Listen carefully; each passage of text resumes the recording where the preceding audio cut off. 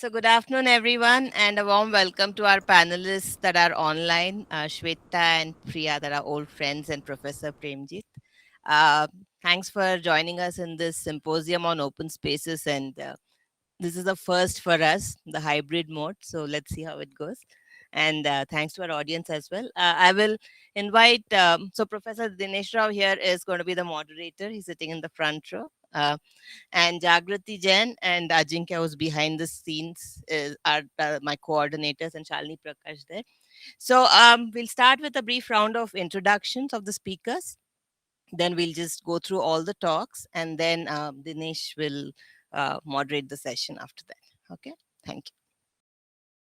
So I will now introduce our first panelist, Dr. G. Shumuga Priya ma'am. She is an associate professor and dean, Faculty Welfare, School of Planning and Architecture, Vijayawada. Dr. G. Shumuga Priya received PhD in Design and Planning from University Colorado, Denver, USA.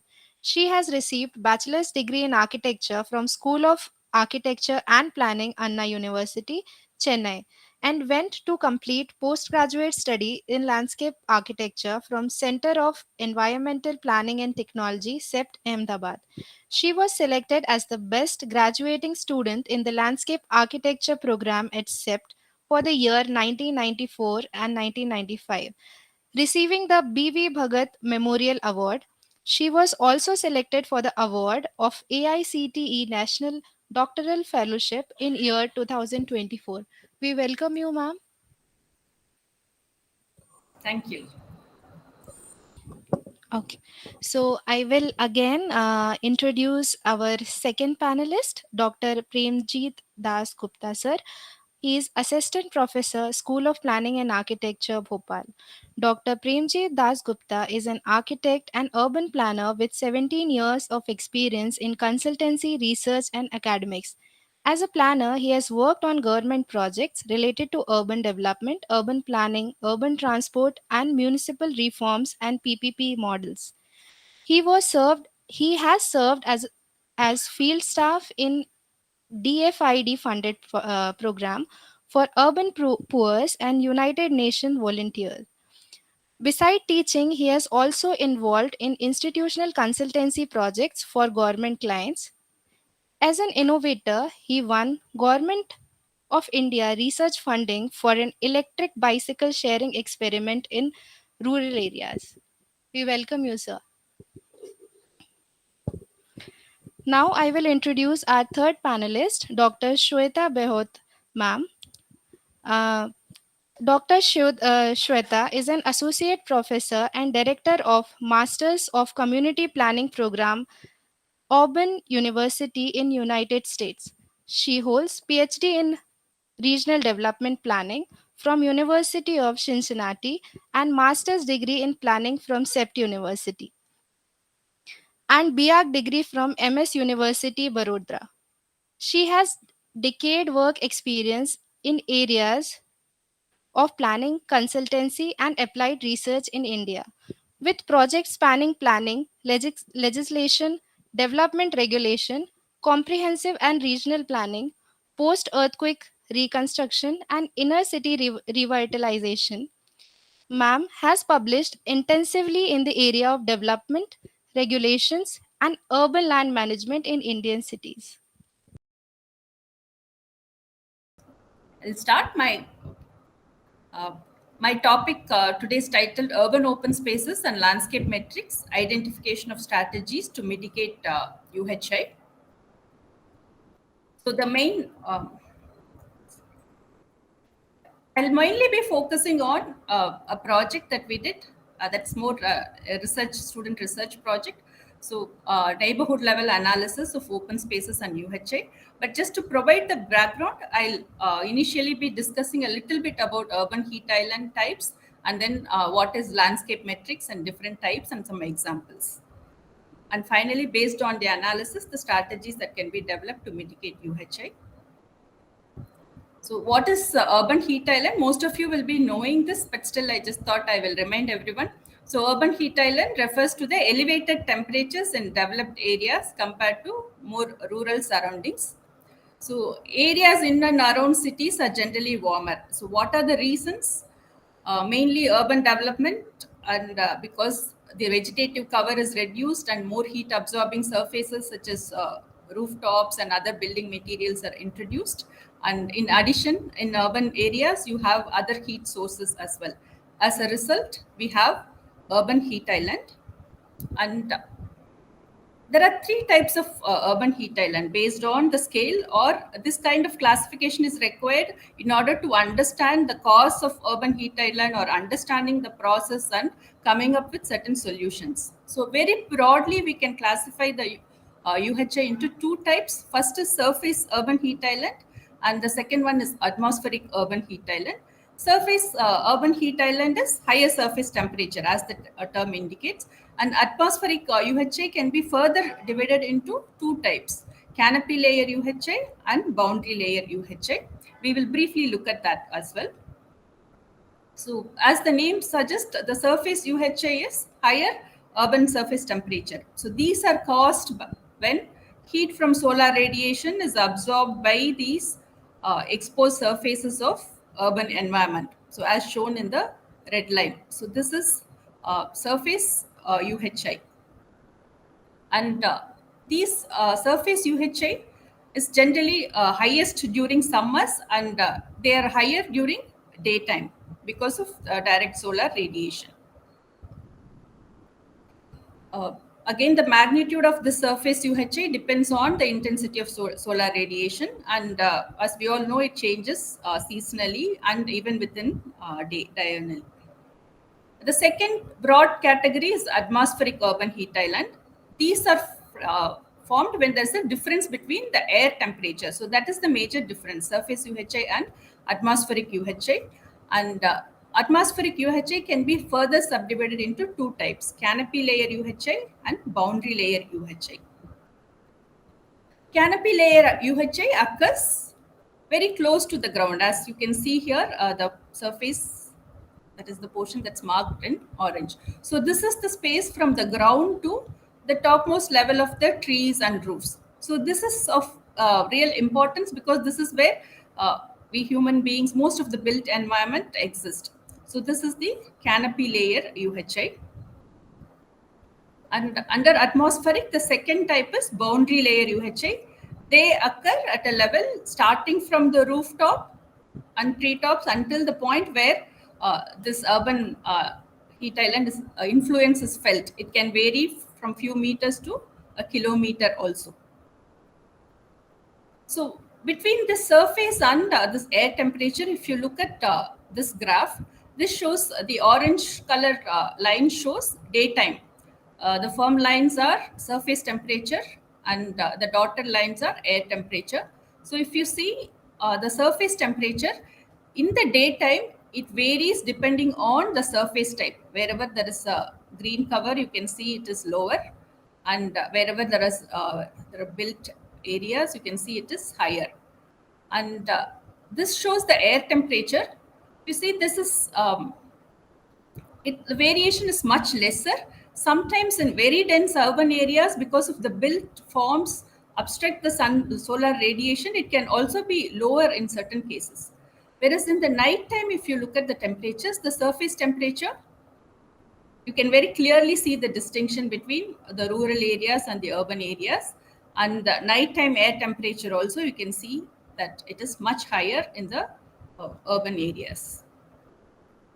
So this is the background about urban heat island. Next term that I want to explain is the landscape metrics. So this refers to the numerical indices developed to quantify landscape patterns. Initially, it was used a lot to analyze the landscape structures and other ecological studies. But in this context, an urban context, these landscape metrics are used to depict the characteristics of urban open spaces, such as the proportion or the shape or the spatial arrangements. All these can be depicted using the landscape metrics. And Fragstat software is the first one that describe these landscape metrics, and these landscape metrics are the ones that are used very commonly for analysis. There are many different landscape metrics, but the studies that explore the relationship between urban open spaces and UHA tend to use these landscape metrics, that is percentage of landscape, total edge density, patch density, landscape shape index, number of patches, aggregation index, and normalized difference vegetation index, NDVI. I will just explain few of the landscape metrics because these landscape metrics are analyzed in the selected case. First one is the percentage of land covers. This just gives the information about total percentage of land cover in a landscape. That is the patch size, patch area. So it's in simpler formula, it is area of the total patch divided by the total area of the landscape. So in this case, though the open spaces are distributed differently, this value will be the same because it is just gives an idea about the percentage of the land cover. So it does not give any information about how the open spaces are distributed. Another landscape matrix is mean patch size. This is the average size of all patches of a land cover in a landscape. The formula is area of patches by number of patches. So in this case, if you see, A and B, though their open spaces are distributed in a different way, the area is the same. Whereas in these cases, you can see that they have lower area. So the value will be much lower for the cases C and D. That is another landscape matrix. Patch density is very commonly used landscape metrics in urban heat island analysis. This gives a detail of number of patches per unit area for a given landscape.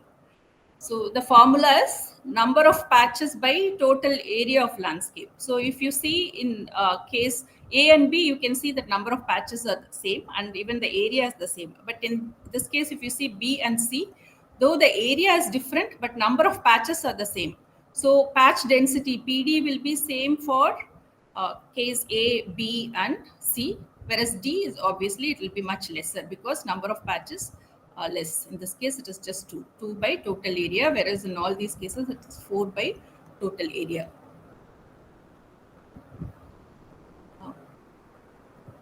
The next landscape matrix is edge density. This defines the total edge of the patches available for the given landscape area. That is length of all the edges of a patch divided by the total area. So here the length maybe here the patch shape itself is different. So this edge is much higher. The value is much higher, and with the same length, considering it is just for demonstration, it's shown here. In this case, the edge case A and B are equal, whereas here the length of the edge is much lesser. So the edge density for this case will be much lesser.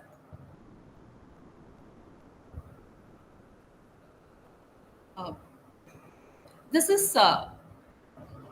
particular metric shows the nearest neighbor distance of all patches. So as this again that figure shows, if you see here the distance from one patch to the other patches, in this case it's much higher, whereas in the second case it is much lower. So the formula here is nearest neighbor distance, this distance divided by number of patches. So this particular matrix will give an idea about the distribution of patches, whether they are closely packed or they are at different distances. So we did a literature survey of all these studies, and in general, I just want to very briefly say most of the studies have confirmed that there is a significance of relationship between P land, that is the total area, and UHI, that is established.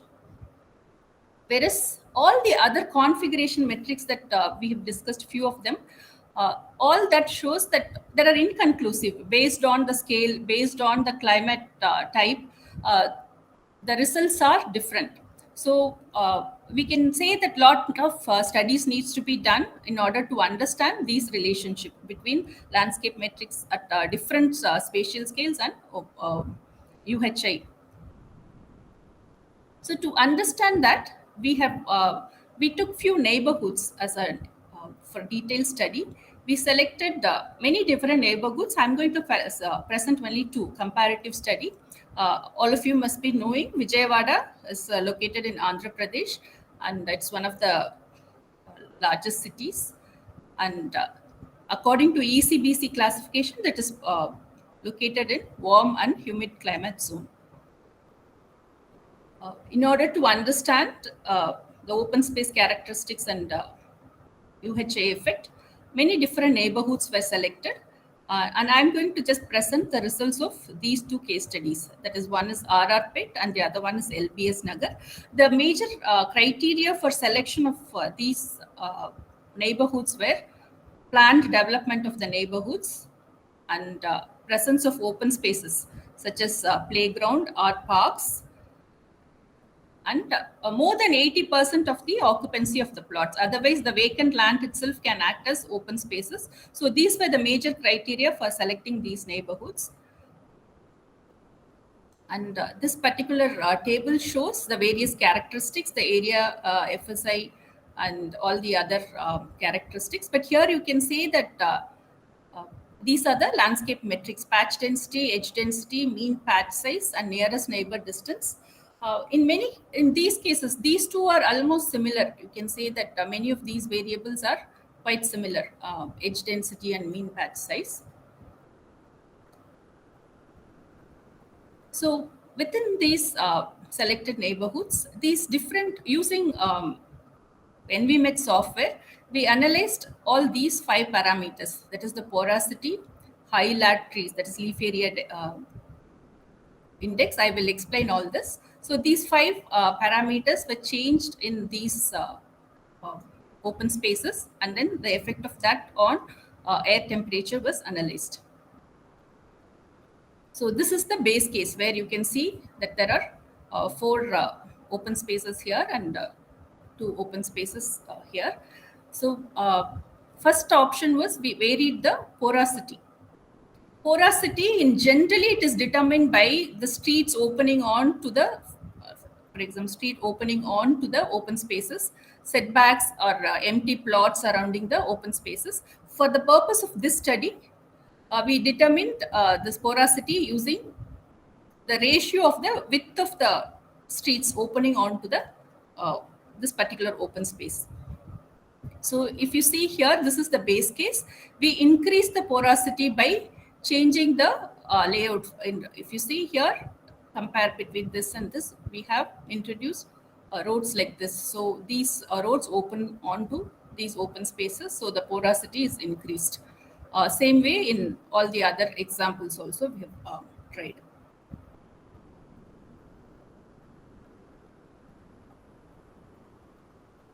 So this increased, such changes in the road layout increased the porosity by 5 to 8%. The second case is high leaf area density trees. Leaf area density, that is leaf area index, is a term that actually describes about the plant canopy characteristics, which simply to say that higher the leaf area index, the denser the tree canopy is. So one option in the simulation was to place high leaf area index trees along the perimeter. And these trees were introduced both in the base case and also in the case where the porosity was increased, where the road layout was changed. The third option was, the fourth option was mean patch size.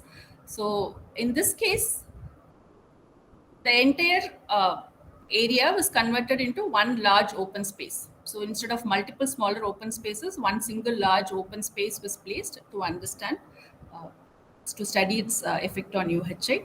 And in this case, the near neighborhood distance was increased by segregating like this, as this very clearly shows.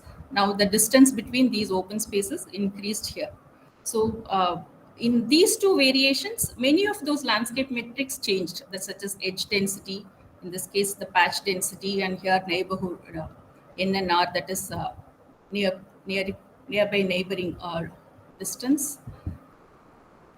So with these variations, environment simulation was carried out in the month of June.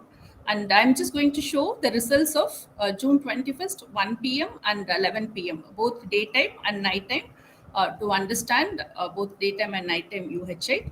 And before these simulation values were validated through certain field measurements also. In certain grid ion pattern, based on that, certain field measurements were made, and the simulated values were compared for a particular day, and there was slight variation, but it was very minimal. And after the simulation, for each of these simulations, the averaged air temperature and the percentage of area under these different air temperature ranges were tabulated. I will show the simulation results first. So this is the base case. You can see the plan here, and this is the base case. We cannot compare the colors between daytime and nighttime. Here we have all daytime temperatures. Here we have nighttime temperature, and this is the legend for the daytime, and this is legend for the nighttime. So we can compare daytime temperatures. So the basic understanding is the more towards blue and green, it is cooler, whereas yellow red means it is much higher temperature. Same goes with this also. So this is the base case, and the first case, if you remember, the first case is porosity, increasing the porosity. That is, we introduced, we changed the street layout, and now more roads were opening onto the open spaces. Even in, you can see here, the open spaces. The roads are leading to the open spaces. But if you see here, not much variation in temperature. The third case was high lad trees. So here, if you see, we can see the increase in blue, green and blue color. There's not much of yellow. So that shows that temperature is lower. And I will go to the other options for daytime. So here, if you see, this is porosity with, that is changed street pattern with trees. So here also you can see that the temperature is slightly lower, because you can see that more blue colors are here. You can see the blue color, and this is consolidated mean patch size. Here also you can see certain variations. If you look at the nighttime temperature, again the variations are not very prominent. Like the difference between the base case and porosity increase is not much, whereas when trees are introduced, you can see that instead of red, you can see more of yellow and green. That shows that the temperature is reduced.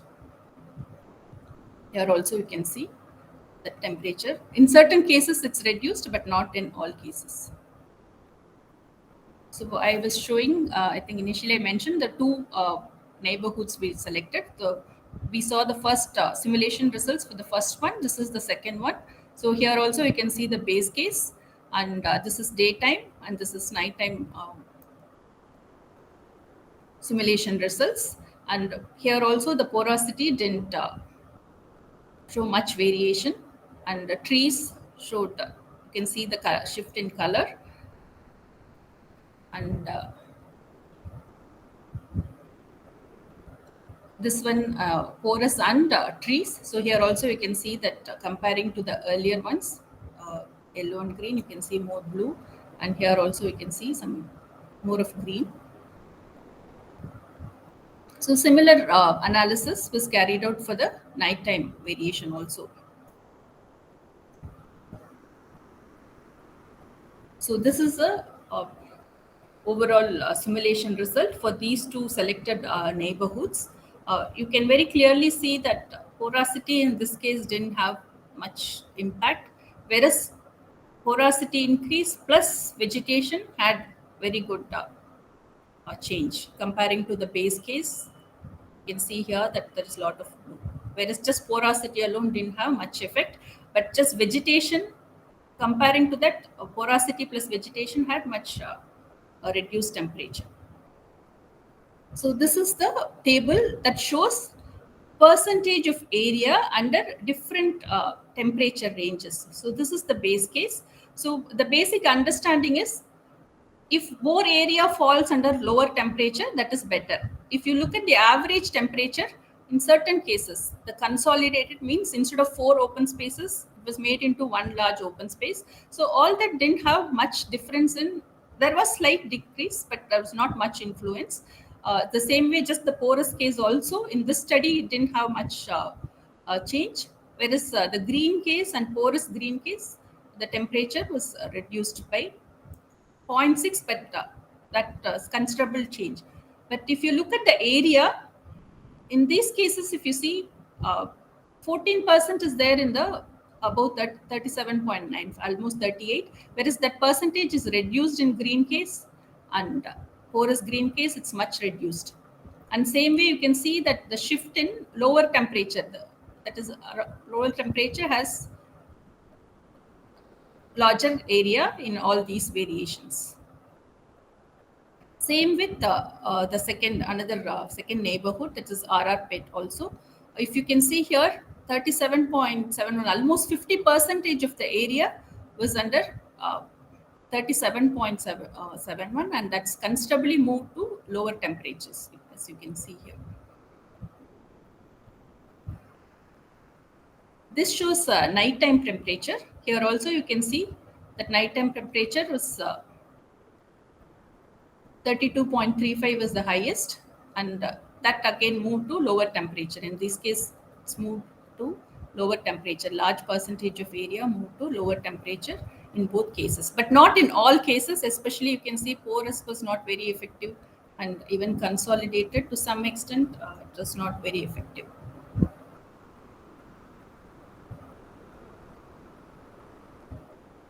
So, in very largely, if we just want to simplify the conclusions, it just shows that the porous green variation with closely distributed open spaces is the most effective variation in reducing the air temperature during daytime. That is a very generalized conclusion, but you can further look into it. For example, if you look at the porosity variation, why do we porosity again?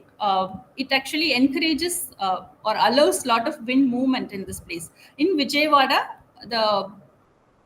in summer, the wind direction is along the southwest direction.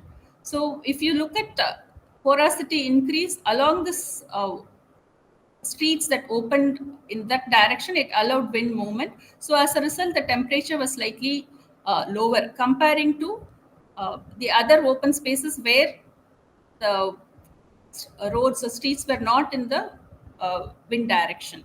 So these kind of details can be looked into, and further analysis can be done.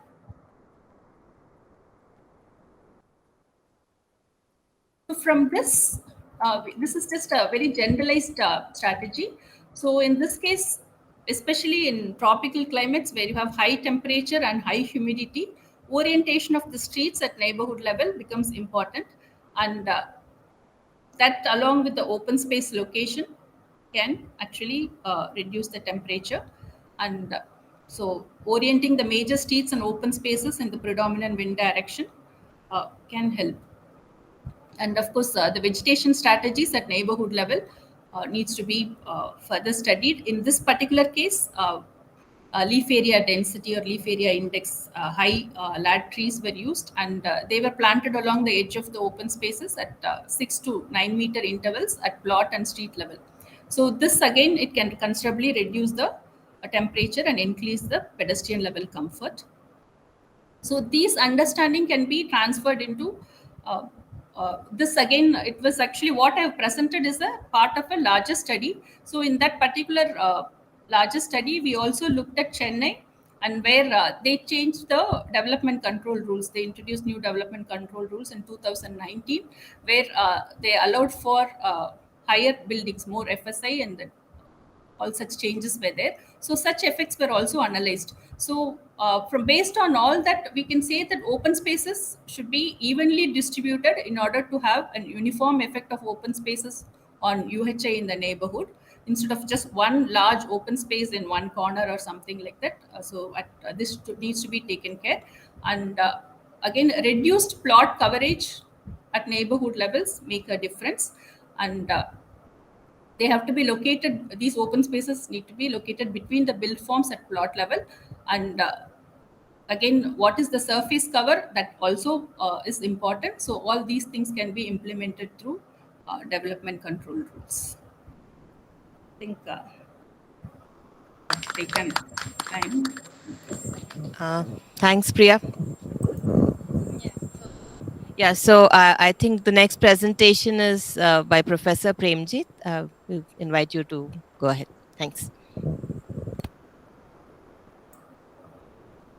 Yes, I'll just present my screen. Okay, at the beginning, I would just like to say that I'm very fortunate to be on this platform today. I was listening to Dr. Priya, and I remember I was referring to this particular work she just mentioned, modeling these effects in relation to the new DCR in Chennai. So in July there was in Bhopal, where I am teaching. In July there was a sort of seminar which the local ITPI had organized about how to improve the Bhumi Vikas Niyam, the development control regulations applicable in MP. So I was representing academia, and I remember I was trying to give some indication about the latest research on these things. So I had cited this research by Dr. Priya, and also I remember Dr. Swati also. If I'm not mistaken, one of her papers or chapters on the Delhi master plan, I was referring to that also. So on that note, I would just like to start my presentation, but with a small disclaimer that here actually it is not much of an academic research oriented work as such. It is more of a case study. It is presenting say the approach towards one particular type of assignment which we had carried out here in SPA Bhopal. And well, I would just like to present some data and probably through some spatial mapping. I would just like to convey to the extent possible this kind of approach, which did try to address open spaces in a way, but within a larger framework of land use planning for cantonment areas. So with that, I would just like to introduce the project first of all. Just let me check. Slide is not progressing here. A moment. Just give me a moment.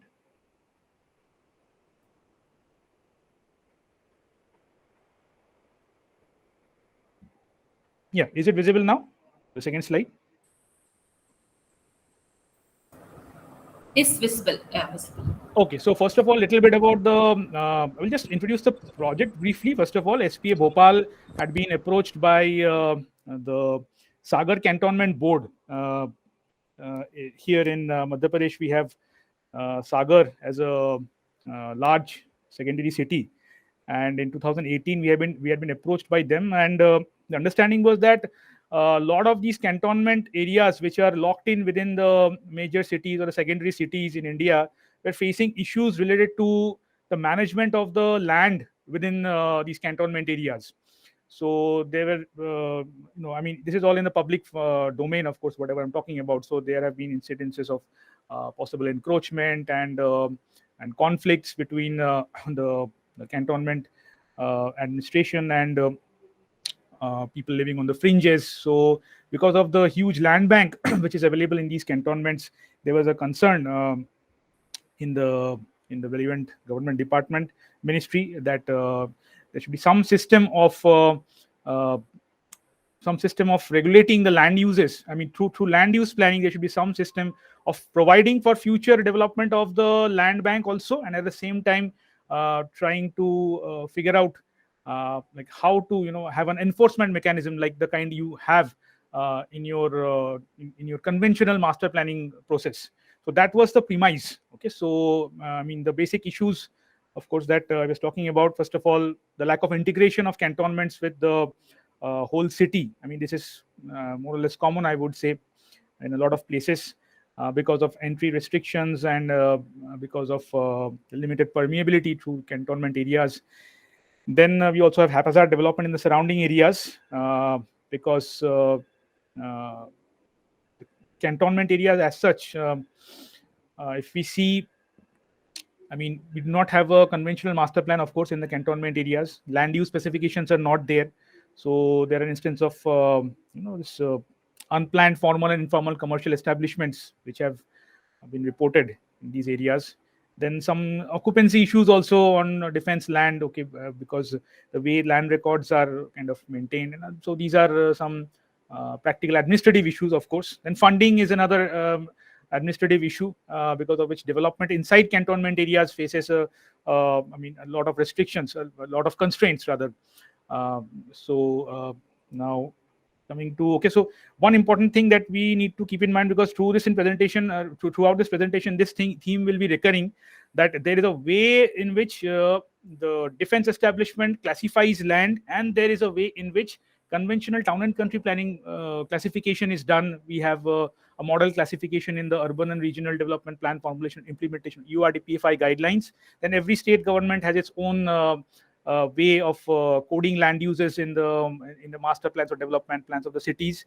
But the defense land use classification actually somewhat different. As I said, there is no formal land use classification system applicable in any of the cantonment areas which are having separate administrative entities. So the defense classification, very briefly speaking, they have three major categories. So the A category lands, actually this all is identified parcel wise. So the A category lands are basically the military lands. So there is no possibility of touching them for any kind of future development as such, but they need to be reserved for special purposes. Then we have the B category lands, which are not held by the military, even though they are endowed to the cantonment areas.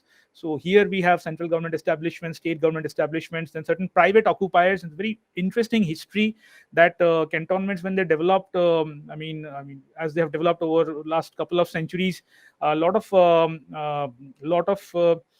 private occupiers were allowed to stay close to the the military. I mean, this is from the pre-independence times, to serve the basic purposes of the military, and they have been enjoying those rights through the decades. I mean, through generations, they have been enjoying certain limited forms of tenure, and they have their own. Their own, say, housing, which in many cases they have developed through their own initiative. They do not enjoy full rights of development on the land, but there are certain limited ways in which they can enjoy it. And so that is also another major contention, how to, because of the tremendous potential of the cantonment lands in some cases, where the cities have grown around the cantonment. So there is a clamor, there is a aspiration of these private occupiers, that how to harness that potential through whether through some increased FSI, or whether through some other tenure rights. But at the same time, there comes the question of open spaces. That is a central issue of today's talk, I think. So here as I will be showing through some maps, actually, typically, for this cantonment, at least, what we will get to see is that there is a huge lot of open space. How do you theorize that is a different issue, but in operational terms, we have a huge amount of open space, which we will see is not just officially allotted recreational space. It is actually being used for agricultural purposes. People who have been enjoying certain rights, actually devolved by the cantonment authorities. Okay, so a lot of agricultural activities there. Then there are a lot of these so-called bungalow lands, where you have huge,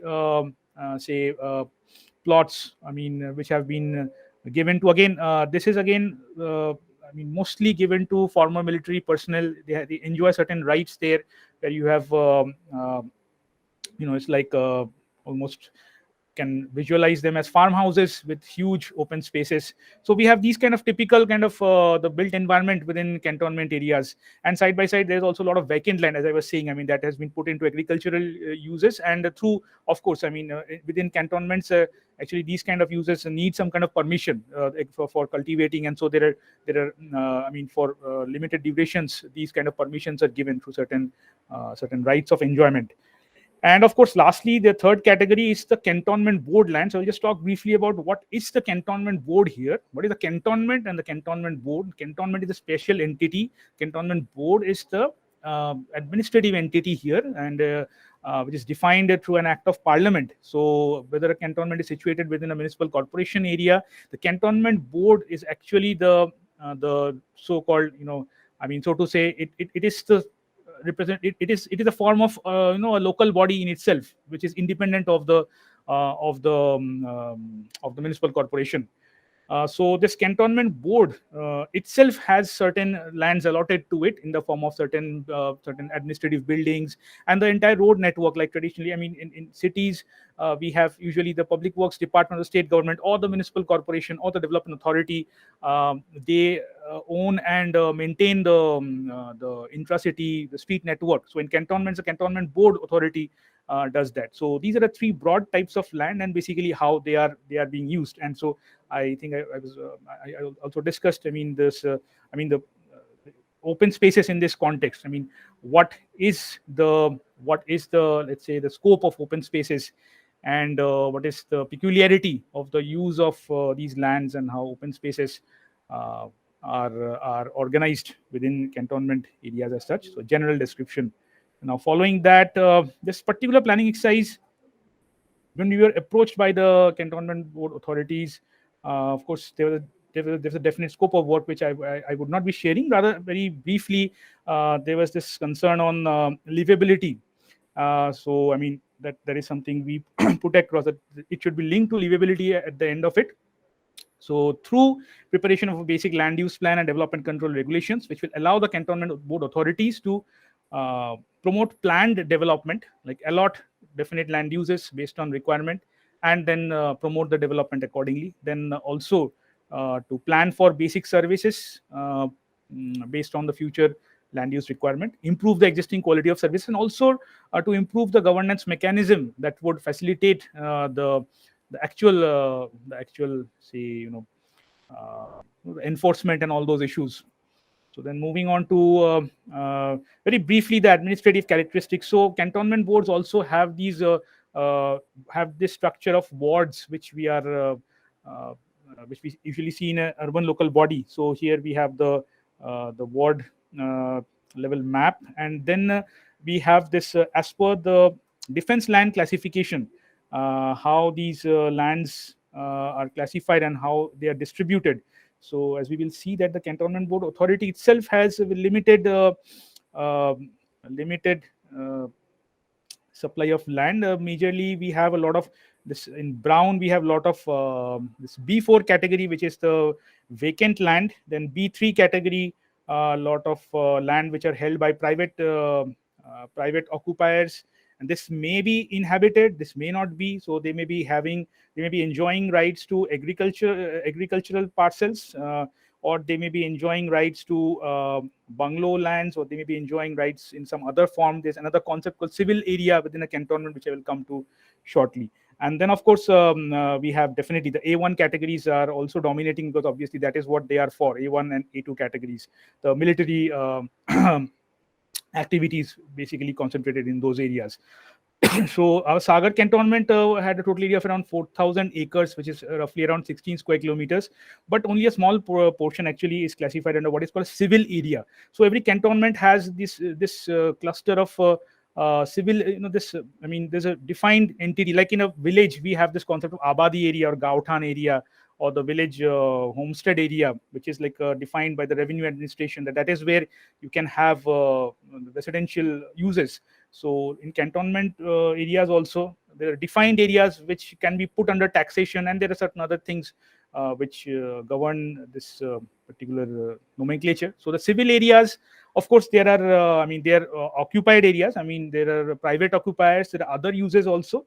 But these are the areas where you will have the civic infrastructure, which is the civil civic infrastructure. So the other areas where the military establishments are, their housing and things are not usually located in the civil areas. They would be located in the in the non-civil areas, mostly under A1 and A2 land use classification. So Sagar Cantonment Board was having a population of 32,000 in 2011, which excludes the military population of, I guess, 8,000, if I remember correctly. And we had done some population projections. So the expected growth, expected population would be somewhere between 35,000 and 50,000.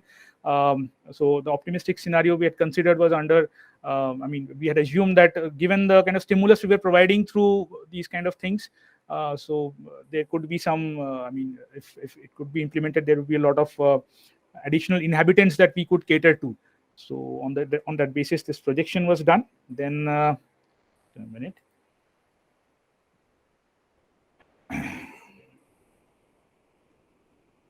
Yeah. So this is the existing land use. As you would know that in any conventional master planning or development plan process, we have an ELU, the existing land use. Here also we had tried to do that.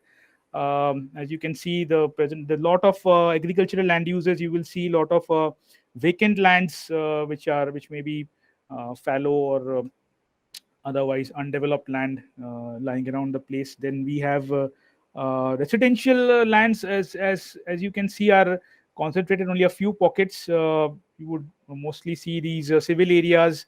So this is the interesting part which I was talking about. You have, I mean, they are like islands where you have a lot of greenery, lot of green spaces. So, but then if you keep in mind the need that these lands are of high value, so how do you promote future growth? So that is again what we were trying to do here. At the same time, to maintain a balance between this, I mean, the overall nature and the character of the place.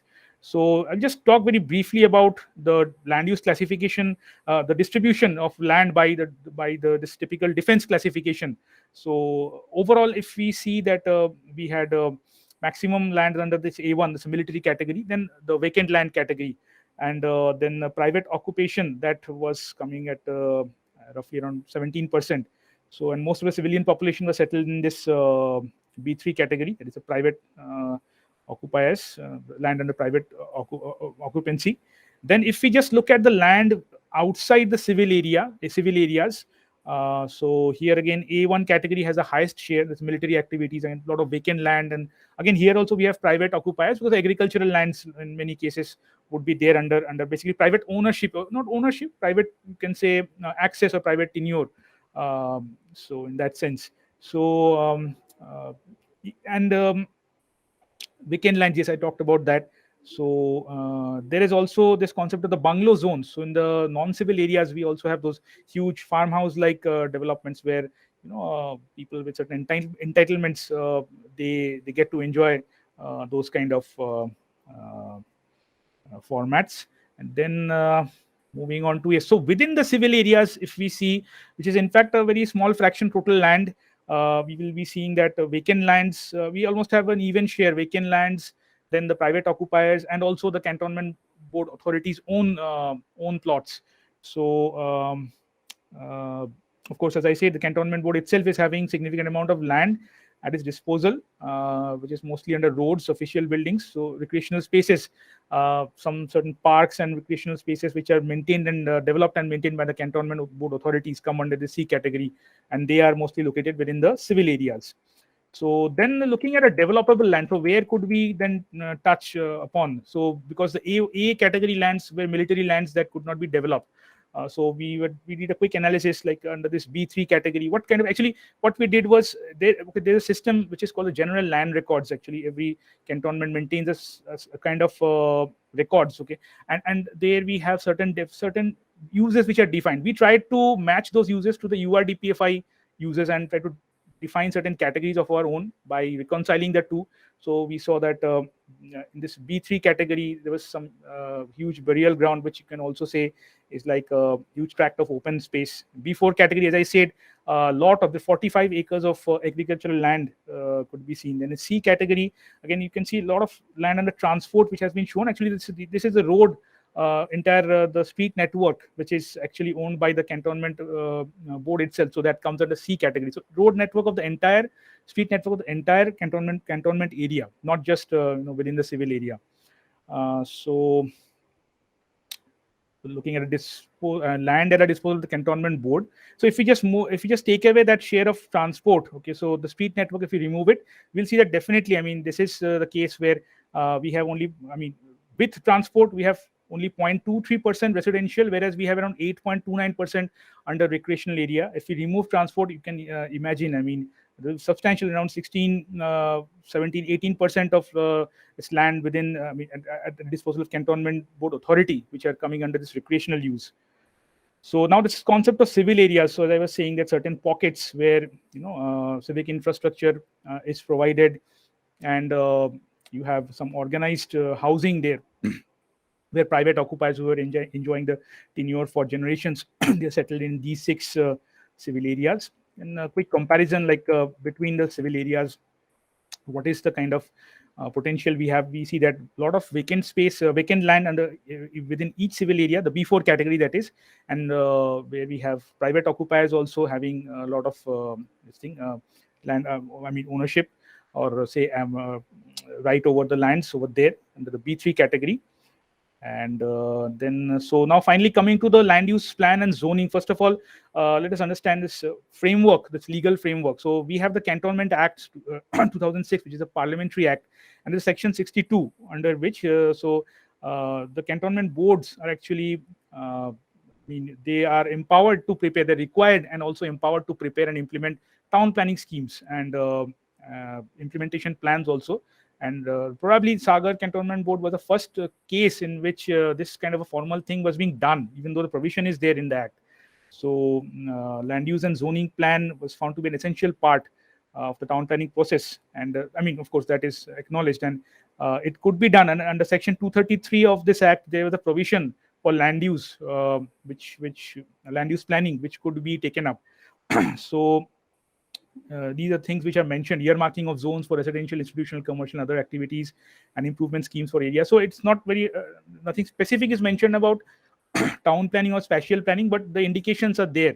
And so based on these premises, I mean, there was enough case for coming up with a plan, a land use control, land use development plan, and also to make it enforceable. So then, regarding the approach, so first of all, a framework was developed, as I will just show. A major part was how to reconcile the defense land classification with the URDPFI classifications. So I will in fact show how we have done it. Just a brief glimpse over here. I have the entire. Actually, it's a long document. So I will just give you a brief glimpse how it was done. So all the land which was coming under this A1 category, the military land. So within that, what kind of land use classification was proposed by us? So based on our URDPFI guidelines, there's a provision that we can define certain special areas, and within special areas we can go for some zoning. So some maybe 2 or 3 types of zoning we can do. So for A1 category of lands, what we did was we delineated them as special areas as a land use classification. And then within this A1, all the A1 lands, we had only one zoning proposal for the special category land, that is S1. So within special areas, actually 3 types of zoning could be done. I mean, as we had proposed, S1, S2, I think no 4 types. So maybe S1, S2, S3, S4. Probably I will talk about it just briefly later on. So just to give you another example, say B4, which is the vacant land identified by the cantonment authority. So the vacant land, which is under B4 category, how it was reconciled. So here, first of all, for the vacant land areas outside the civil areas, we said that they will only be classified as special areas, and the zoning proposal would be for zoning, we would be classifying them as S1 zone. And for vacant land inside the civil areas, we would have many, I mean, typologies that could be assigned. So commercial to be assigned on certain plots, public and semi-public to be assigned on certain plots, recreational certain plots, primary activity, etc., based on the land cover and based on the land use. So accordingly, zoning classifications also were prescribed. For example, under public and semi-public, we had prescribed 4 different zoning categories. So this zoning is actually done at a premise level later on, where for each parcel we assigned it. So again, before coming to that, very briefly talking about the built environment study that we had done for the uh, entire cantonment area, and also some of the larger civil areas which was there, like a Sadar Bazaar area, which was there, uh, like a kind of mixed use area and very old development. So there was a claimant for heritage status and all that, and this built environment study actually guided us in the formulation of our proposed land use. And this was a final land use plan, which we can see here with the zoning categories also. So we had decided to retain a lot of land use under showing it as primary activity under agriculture. Agriculture typically is a land use. I mean, even though URDPFI does give that provision that it can be defined, but of course there is an issue here that is it supposed to be an use? If it is supposed to be an use, then we are suggesting that yes, it should be put to only agriculture. Okay, in this case, actually, in a typical urban area, that may be a little bit difficult to understand or conceive, because if it is shown as agriculture, then is it actually supposed to be developed only for that? Is agriculture a development category? Maybe not. So in any case, if we are planning to develop something on those lands, we would need to take permission for diversion of land. Typically we would see these agricultural lands at the periphery of the planning area within certain villages, so the non-abadi area of villages. So there are certain revenue classifications involved there. But for a cantonment area, this was very much relevant because the land was being actually permitted. There was a permission required for conducting agriculture here. So it was very much conceivable as a land use.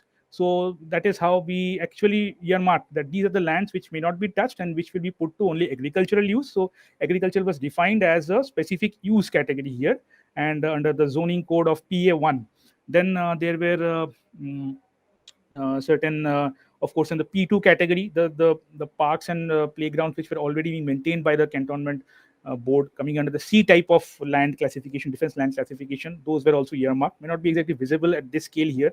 You will see a large vacant, like a white swathe with A marked over that. That is basically Sadar Bazaar civil area, which is the most populous and dense civil area of the cantonment. Now, a lot of private occupiers who have been traditionally holding those rights, and you have a lot of small dwellings and two-story dwelling typically, and you have 2 or 3 stories, and you have a lot of commercial activities also. So there was a need felt for allowing some kind of redevelopment. So how we worked that out was another story, and here actually we have shown the outcome of that plot level. And this on the right side, what we did was actually plot level. On the left side, we have actually done the overall spatial level. So then very quickly, just to show like how the final reconciliation plot wise it was done. So survey number, that is basically the survey number assigned to each plot. Then for that, what is the classification as per the defense classification, then how it is shown as utilized as per the defense authorities, and what we were planning to assign, what kind of land use zoning we were planning to assign. So it was done each plot level, and that is, I would say, the unique contribution, the methodology of this project, which we kind of developed and shared with them. And so just to give you a brief idea about the zoning regulations, of course we borrowed some of it from the URDPFI guidelines and tried to maybe develop on that. So specific to open spaces, as far as that is concerned, then we had this provision for recreational land uses, and then we had the concept of permitted uses and restricted uses and prohibited uses. So we defined all those things. Then another category was special area. So we had defined that we could introduce a land use category called special area, and there we defined 4 types of zoning, zones, and of course one of that was to cater to the military lands essentially exclusively, and then we had 3 other zoning categories. Which were defined under special areas. One catering to urban renewal zone. There was a proposal actually for redevelopment for this Sadar Bazaar civil area. So for that, we had decided that we would be introducing 2 separate renewal zones. So these were defined, and certain the DCR parameters were also set for them. And then, of course, towards the end of this, I'll just briefly mention about the kind of redevelopment kind of the approach that we had envisioned for the civil areas, especially Sadar Bazaar civil area. So, so that is it from on this presentation, and I can just quickly show you some glimpses of. There's another small presentation here, just to show, I mean, how we were guided by the study of the built environment. So I will just cycle through this instead of a detailed description. As I understand, we may not be having a lot of time. So this was the you can say the mapping of the existing conditions and some photographic evidence also the kind of development which is there. And you can see here all these the civil areas which we were talking about. So what kind of development there is at present.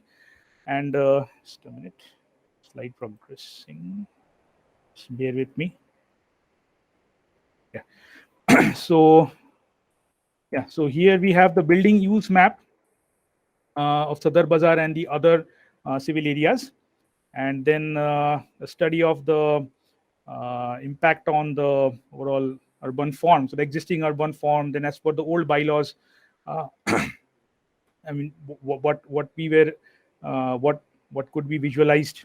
Then there were some encroachments also. So with that, how it was at present, and then the new bylaws that we had proposed, if they would facilitate some kind of redevelopment, then what could be the outcome of that, especially. Then looking at the overall, okay, so issue identification, looking at some specific problems and activity mapping also. And then these are, of course, this is a study of the network and the natural systems. Then looking at some considerations regarding the form and public spaces, etc. So I think, yeah, that's it from my side. Again, once again, thank you for giving me the opportunity, and I'll be open to any questions if any are there. Okay, thanks a lot. So I would be required to stop sharing, I believe, right? Yeah. Thanks, Professor Premjit. I think all the questions will be in the end. So I'll now invite Shweta Byahut to make her presentation.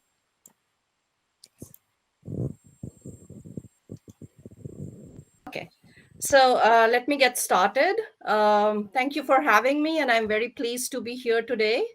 And what I want to do today is talk a little bit about how public and private open spaces are created in Indian cities. Particularly, the case study that I'll present is from Ahmedabad, since that's the city where I'm most familiar with in India, having stayed there for close to, I guess, 12 years or so. So this particular research, actually, we completed, it was published 2 years ago, and it looked at the built environment, including open spaces.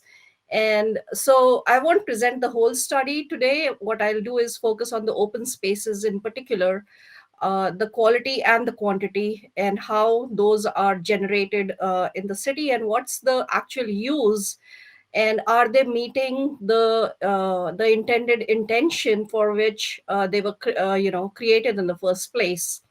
So as we know, if we look at the urban land use in different cities across the world, it varies quite a bit. And I'm not going to present any figures and numbers just of yet, but we can see there are some very dense urban cores around different around the world in different cities, and some are very intentionally created. For example, we all are familiar with how Haussmann's Paris was created, or how the super blocks in Barcelona sort of create a very intentional urban form, including open spaces. So if we look at the land utilization per person across the world, that also varies considerably. With Mumbai at the very, at the top, you see a very minimum land utilization by every person at 25 meters per square. Ahmedabad is somewhere around 75 meters square per person. And then there's on the other edge of the spectrum, you see American cities consuming a lot more land per capita. So the more important question is, how are these lands distributed, and how different land use utilization patterns emerge in different cities, right? So again, the whole study was focused on land utilization patterns and how land is particularly consumed under private domain and under public domains. Here, we'll specifically look at some of the lands under private domain, particularly open spaces, and how setbacks and margins also distort a lot of our land utilization in Indian cities. And at the bottom of the screen, if you see, I have given the citation of this particular study. It was myself, Dr. Bimal Patel, president of the SEPT University, and architect Jignesh Mehta, who is the uh, uh, coordinator of the Masters in Urban Planning program, MURP program in SEPT University also. And the study is called Emergence of Land Utilization Patterns in Indian Cities. It was published a couple of years ago in the Journal of Urban Design. So the research questions we looked at is particularly, what are land utilization like in Indian cities? And we look at different sort of case studies within Ahmedabad city. How do these patterns emerge? What are the development regulations or building bylaws or statutory planning processes that affect or lead to these kind of patterns? And then what can we do to improve land utilization? So although the focus of the study was on land utilization as a whole, we saw, after the study that it was actually open spaces utilization and formation that was a crucial factor in determining all of these outcomes. So if you look at the different parameters that we looked at public streets, we looked at public open spaces, we looked at building footprints, and we looked at private open spaces. So what are each of those by definition? All of these are very important. Public streets, particularly, we know that the more area is under public streets, it it provides more accessibility and serves a greater number of people directly. Better accessibility and can mean, different ways that can be distributed. And these are again a couple of examples here from Ahmedabad and from Barcelona. You can see the street pattern in Ahmedabad versus Barcelona, very different, right? This is an example actually from Bangalore, where you also see very intentionally created open spaces, where you have some corridors, and then we have a central open space with the corridors leading to this park. This is Krishna Rao Park in Bangalore. Some examples, some more examples. More parks, of course, provide, the lungs to the city, provide areas for recreational activity, and definitely improve our quality of life. Building footprint is the third aspect that we looked at, where we are looking at the amount of area which is directly under the building. And more building footprint basically means more efficient land utilization at the ground floor.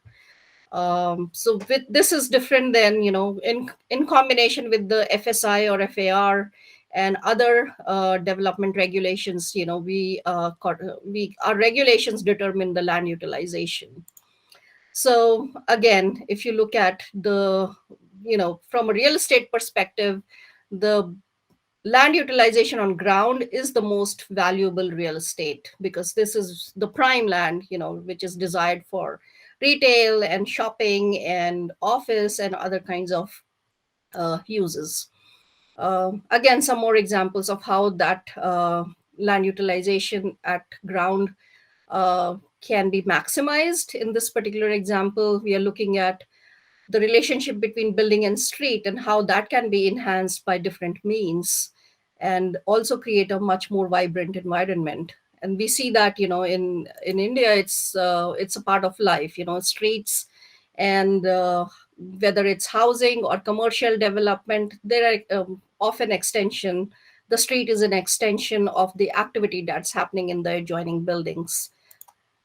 So the aspect that I want to focus on a lot today is the private open spaces, because this is where we see a lot of land is actually consumed, but then it's not very effectively utilized. So private open spaces, as opposed to public open spaces, are the empty spaces that we leave around buildings or in between buildings, whether it's in the shape of setbacks and margins, or courtyards, or any kind of common open spaces that are usually required in our building regulations, often for other uh, uses. For example, to provide parking. That's one of the most common ways to provide parking, is just by requiring some sort of open space on ground. So this is the ground level private open space, where how it is formed and what it's used for can really impact how those spaces are used.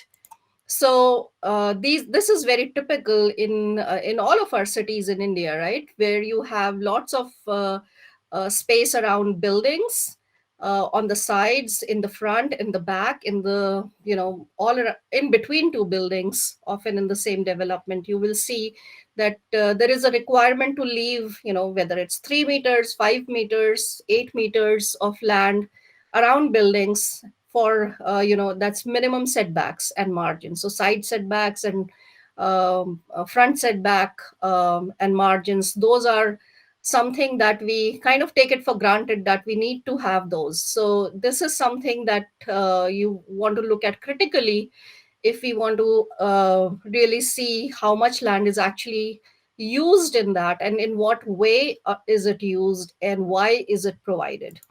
So again, example from Barcelona of a well intentionally formed, well designed, and uh, private open space that is put to a far, let's say, far better recreational or use. So again, it could be a different kind of a space. It could be a play area. It could be a garden. But depending on where, what kind of development is around, whether it's a housing development, whether it's mixed use or retail, the quality of this space can also vary. Again, a well shaped private open space can really enhance the quality of life. But we will see in the study that that's not always the case when we look at Indian cities. So, how, just to give an overall kind of snapshot of how is land used in our cities and how does it compare to cities worldwide. So we looked at 9 different sort of areas, or these are basically study areas. Each one of them is about 25 hectares and it's a perfect square. So the process was, of course, doing the mapping and doing the land use analysis. I won't go into all the details, but all of the areas were mapped in detail and calculated. The areas were calculated, how much goes into streets and how much goes into private and public open spaces, and how much land is consumed under different um, even land uses. So whether it's ground floor retail and top floors, are they residential? So all of that was kind of mapped for these areas. And then we also undertook some field observations to sort of cross check particularly what's happening in those private open spaces, such as margins and setbacks.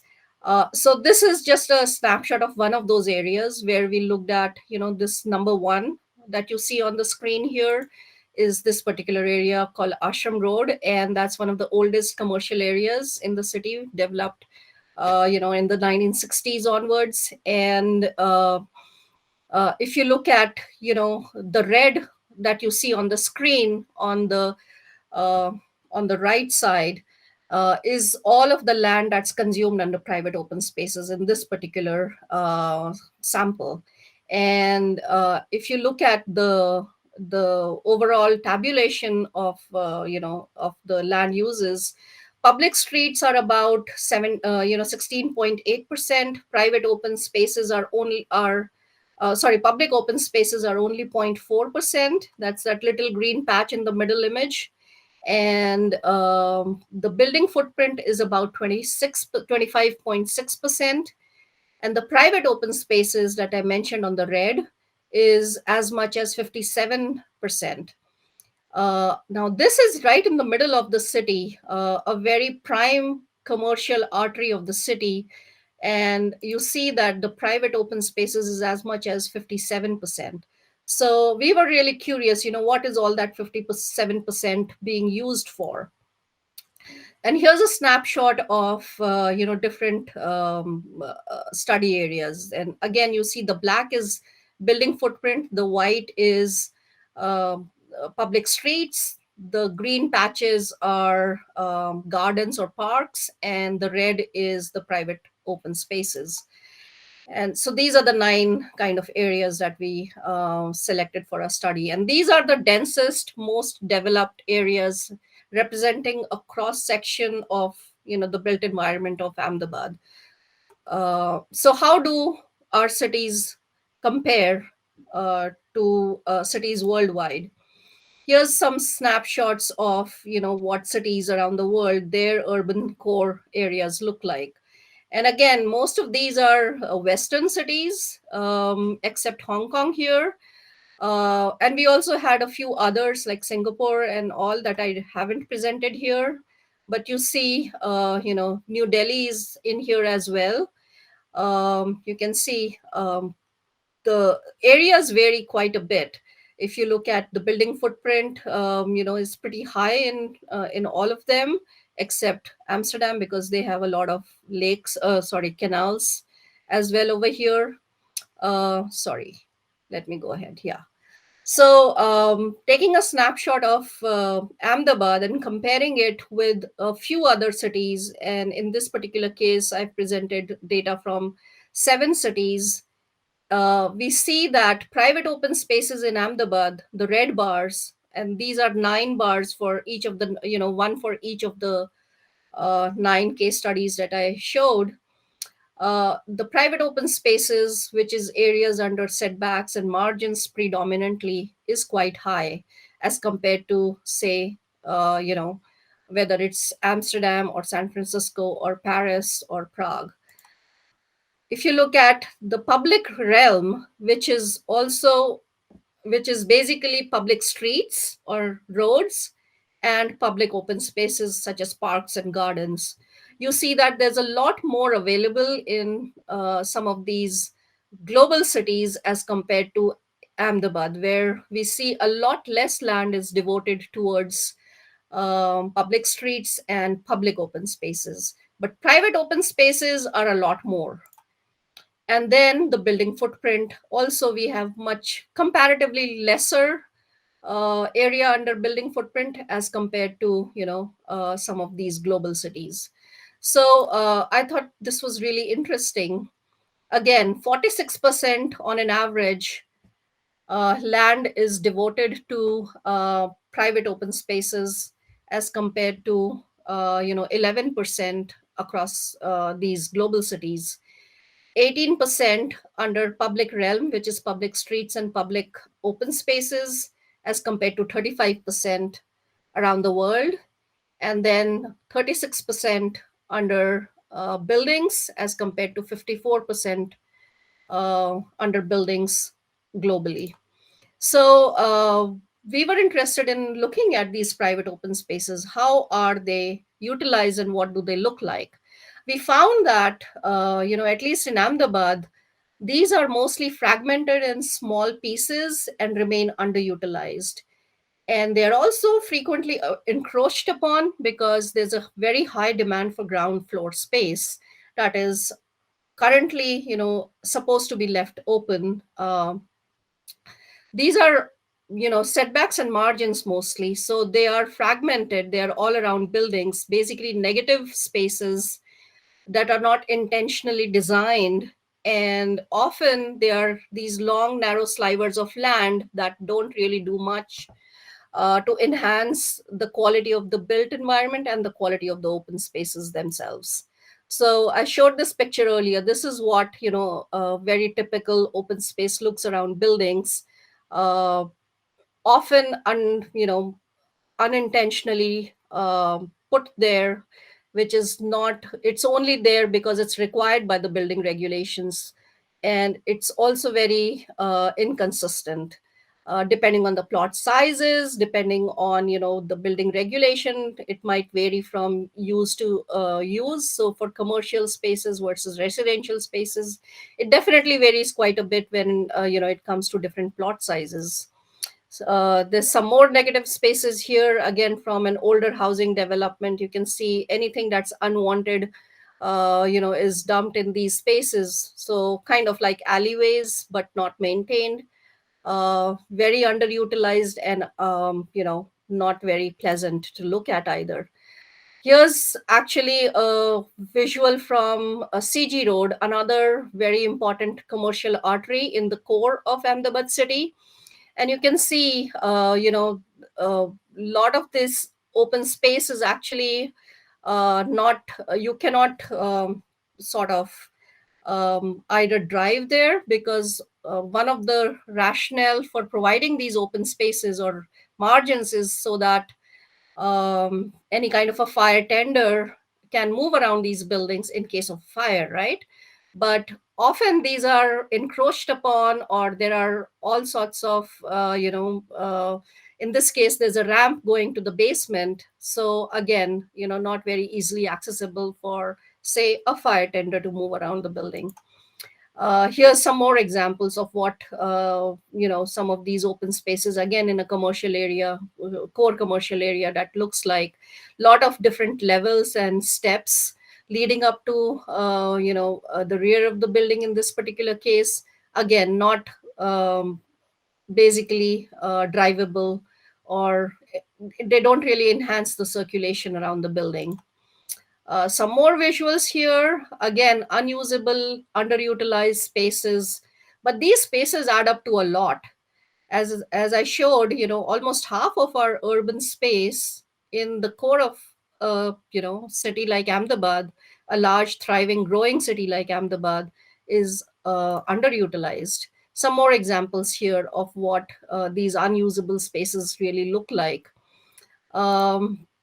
Here's another example, which is not a setback and margin, but if you have community open spaces that are again required by the building regulations, these might be in the form of a common open plot, COP as they are called in Ahmedabad. And the logic is that half of that COP is actually required even by the, can be required to provide parking. So the intended use of the common open plot is also parking. So the common open plot requirement is actually to serve another requirement, which is parking, and not really to enhance the quality of life. And that's actually in the building bylaws, that half of the common open plot can be used for parking, right? So, and I'm sure these kind of regulations are included in cities all over India, even though, this is just an Ahmedabad example.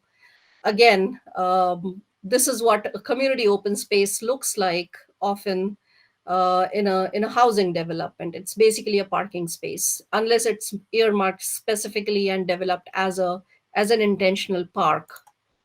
Uh, Again, so overall, what we found is these spaces, particularly setbacks and margins, are very unmaintained. They are often filthy, where garbage is dumped, or unwanted, junk is stored. And often they are not very, they are usually not very well maintained. They are also further fragmented because we have all of these boundary walls that we put between buildings, right? So every time we have a boundary wall, it's further fragmenting these narrow open spaces, narrow and making them further unusable and further fragmented. And then there is widespread illegal commercial activity happening in these setbacks and margins. For example, there's an entire store extension. This is again also in the core of Ahmedabad city, and pretty crowded. Some more examples here: entire offices, workshops, an entire restaurant running. Here's a part of a restaurant extended right into the setback and margin. Um, all sorts of illegal structures and all sorts of temporary structures as well, to extend street vending, activities that are happening in those buildings. And as I mentioned already, these are fragmented spaces which legally, we are not they're not allowed to build upon. But since there's a very high demand for ground floor spaces, for commercial and commercial activities in particular, these encroachments are often very commonly seen. So how do these patterns emerge? One is, of course, through the statutory plans, the master plans and the comprehensive plans, the long range plans that we make at the city level. And then at the lower, in Gujarat, there's a process of town planning schemes. There's very little land that's also developed there as open spaces. And then the second thing is through the development control regulations, which control or provide for different provisions at the plot level. So very quickly, I won't spend a lot of time here, since I just wanted to kind of share how these land utilization patterns emerge. In Gujarat, we have something called a development plan town planning scheme mechanism, which is DPTP. And in other states, this varies. For example, MP has zonal plans, and Delhi has the master plan, and other cities and other states have different kinds of planning mechanisms. But in Gujarat, we call it the DPTP mechanism. And then we also have the requirements through the building regulations. So at the city level, the development plan and the town planning scheme has, the Gujarat Town Planning and Urban Development Act of 1976 provides for how much land can be left in the public as public streets, and how much land can be left as public gardens or open spaces. And they provide a maximum of 15% for roads and 5% maximum for open spaces. So public domain, the land can be under public open spaces or public domain, public streets, is capped at 15% and 5%. So at the most 20% that the legislation allows. So you can't have more roads than 15%, and you can't have more open spaces, public gardens and parks more than 5%. Similarly, in the building bylaws, there are all sorts of requirements, such as setbacks and margins, common plots, thick plantation, which is basically a plantation layer, or trees that have to be planted, parking, internal roads within a plot, and internal opens to sky or courtyards, and then ground coverage requirements that also kind of regulate how much space can be left as open, and how much space is covered by buildings, right? So each one of those determine how much open space within the plot or internal open space is provided. Now, I won't go into the details, but you can see margins of all kinds. You have margins, front margins, back margins, side margins and rear margins, margins between buildings, and then also margins from common plot. And there's an assumed rationale for every one of those, including, say, light and ventilation or fire safety, vehicle movement. But I just showed you a lot of pictures where we see that a lot, some of those are not very well, achieved. And then there are roadside margins, there are rear margins, margins between buildings, common plot requirements, margins from common plots itself, and then thick plantation for trees. The internal roads have a certain dimension that has to be met. The width and the length, that ratio has to be maintained. Parking as well, internal open to sky or courtyards, permissible ground coverage, how much can you actually cover? And so we saw that as much as 60% of total plot area is often left under various margin and open space kind of requirements. So setbacks and margins is something that is crucial. Why do we have to have those to the extent that we do in Indian cities? And if you look at the different reasons, one is for fire safety. Cities across the world are able to fight fires from the public streets, and then don't really need the buildings to go circulate within each, around each building in the private open spaces to be able to fight fires. So there's a process that can be done. Same thing for light and ventilation. Cities across the world are able to, access light and ventilation through both natural light and ventilation and HVAC systems, and that can provide adequate light and ventilation. Again, for plantation also, public spaces and plantation in the public domain, like along public streets and in the other areas, parks and gardens particularly, can provide good tree coverage. So the biggest issue that we saw was with the private open spaces. And I think I'm running out of time. So what can we actually do to improve land utilization? One thing is, of course, look at private open spaces more carefully and see what is the intentional use of those, and what is the actual use on ground. Is it actually serving the purpose that we need? On the other hand, we also want to look at land under public domain, because that is our public parks and gardens and public streets and public plazas that can really enhance the quality of life and accessibility. So we want to increase the land under public domain and public open spaces, whereas reduce the land that is underutilized as private open spaces. So very carefully, we want to look at our building regulations, specifically all of these that I just mentioned, and what is the intended and unintended consequences of these regulations on the city's urban form. And then look at our statutory planning processes so that we are able to allocate more land under public streets and open spaces. So, for example, in Ahmedabad and all of Gujarat, basically, we found that if I want to, summarize, that a large portion of urban space in prime urban areas is underutilized.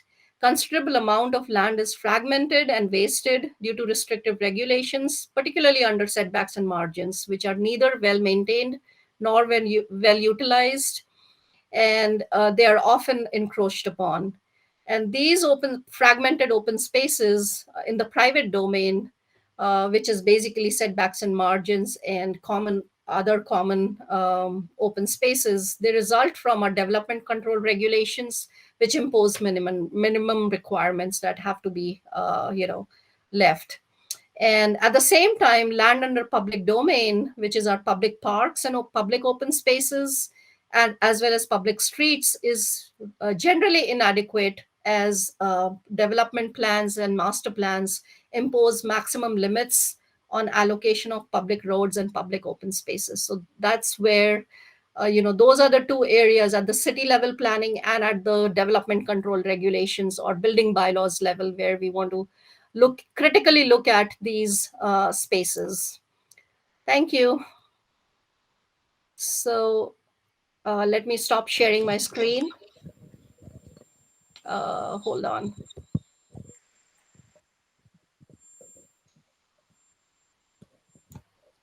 Uh, Yeah. Thank you so much, ma'am. I think yes, very mesmerized with the presentation. I would now request our moderator to take over. Our moderator is architect Dinesh Rao, sir. He is principal architect in Monsoon Design, Bangalore. Architect Dinesh Rao is practicing architect and a part-time academic based in Bangalore. He studied at School of Architecture SEPT Ahmedabad and later to ETH Zurich. Along with Deepa Mandrekar, he designed architecture, interior architecture, landscape, furniture, graphics, naming, and branding stage sets, and lot more. He has been a visiting faculty and a critic at many colleges over 25 years and is currently on the board of study at SIT Tumkur. Sir, please take over.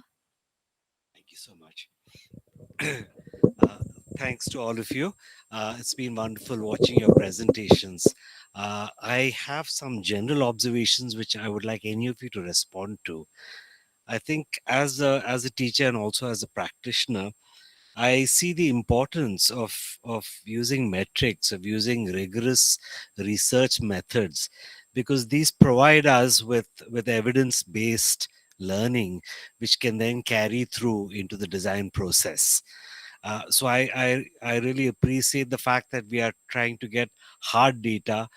Designers are often accused of talking in the air, and it's really important that we have these research inputs which give us real world knowledge.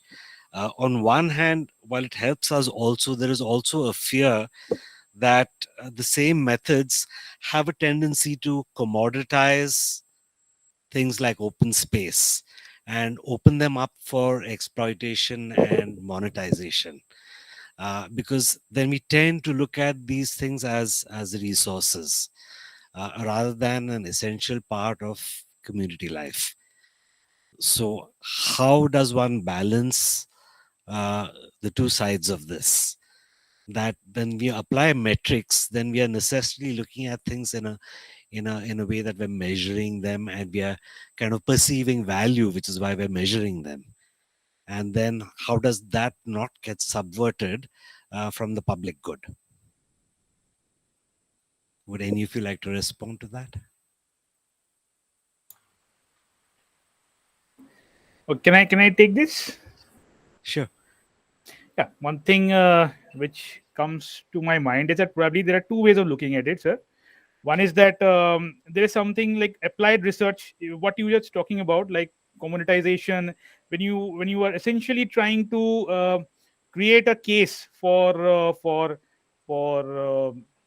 generating something out of it. So there could be applied research, and that is specific to a purpose that we need to achieve this, we need to arrive at this. So let us see how best to do it. So then we go deeper into it and see, so what is best, I mean, what is the best representation of this, or what is the best combination which will serve this purpose. Probably that is one way of looking at it.